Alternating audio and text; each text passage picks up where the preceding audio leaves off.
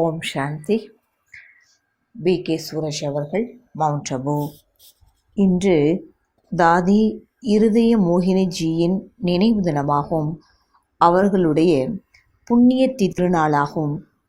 பகவானுடைய பார்வை ஆரம்பத்திலிருந்தே இவர்கள் மீது இருந்தது.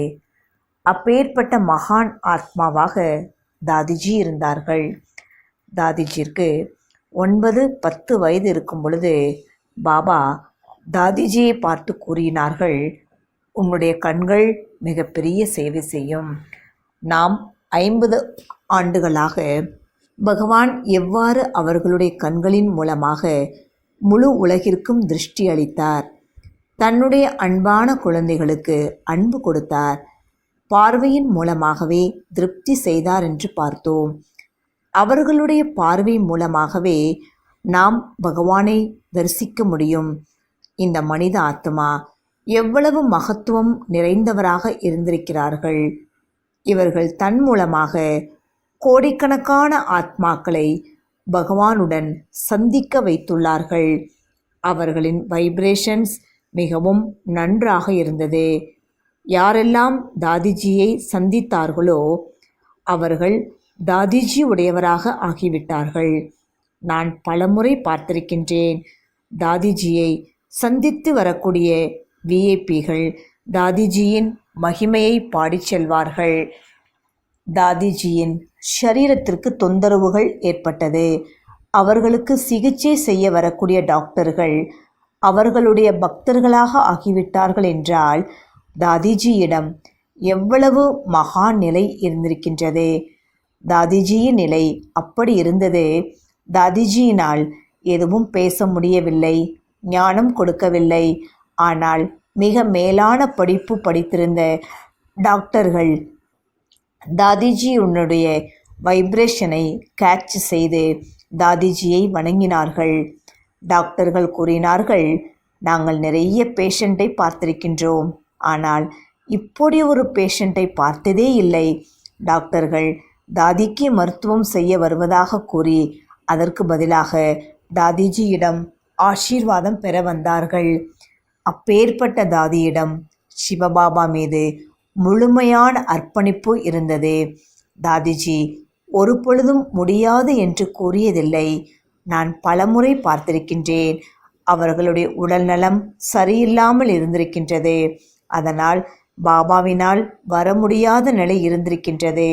அப்பொழுது தாதிஜி கூறுவார்கள், குல்சார், அநேக பாபாவின் குழந்தைகள் வந்திருக்கின்றார்கள் என்று கூறியவுடன் தாதிஜி எழுந்து விடுவார்கள். பாபாவினுடைய வருகைக்கு உடனே தயாராகி விடுவார்கள். இது ஒன்றும் சாதாரண விஷயமல்ல. தாதிஜிக்கு மிகவும் உடல்நிலை மோசமாக இருந்திருக்கின்றது. மிகவும் காய்ச்சல் இருந்தது, அதிகமாக இருமல் இருந்தது. ஆனாலும் தாதிஜி ஒரு பொழுதும் முடியாது என்று கூறியதில்லை. யார் பகவானிற்கு முன்னால் சரி சரி என்று கூறுகின்றார்களோ அவர்கள் முன்னால் பகவான் ஆஜராகி விடுகின்றார், ஆஞ்சி செய்கின்றார். இதனை நான் அநேக முறை பார்த்திருக்கின்றேன். அப்பேற்பட்ட மகான் ஆத்மாவின் பாலனை நமக்கு கிடைத்திருக்கின்றது. தாதிஜி முதலில் டெல்லி ஜோனின் இன்சார்ஜாக இருந்தார்கள்.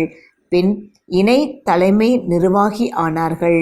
பிறகு கூடுதல் தலைமை நிர்வாகி ஆனார்கள். பிறகு தலைமை நிர்வாகியாக ஆகினார்கள்.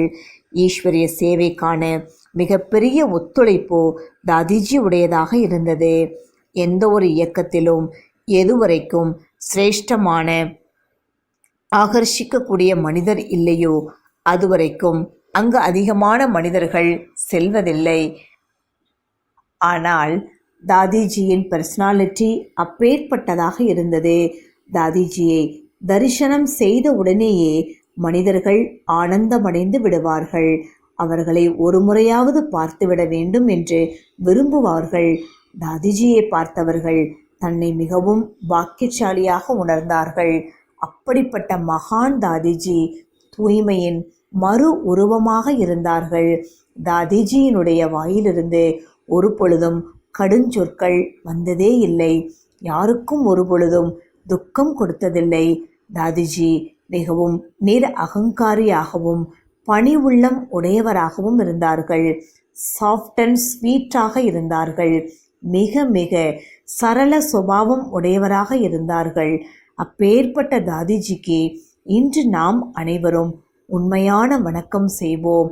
அவர்களுக்கு நாம் செய்யக்கூடிய உண்மையான சிரத்தாஞ்சலி என்னவென்றால், அவர்கள் இருந்தது போலவே நாமும் ஆக வேண்டும்.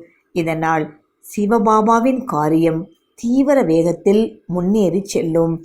மீண்டும் பல கோடி மடங்கு வணக்கங்கள். ஓம் சாந்தி.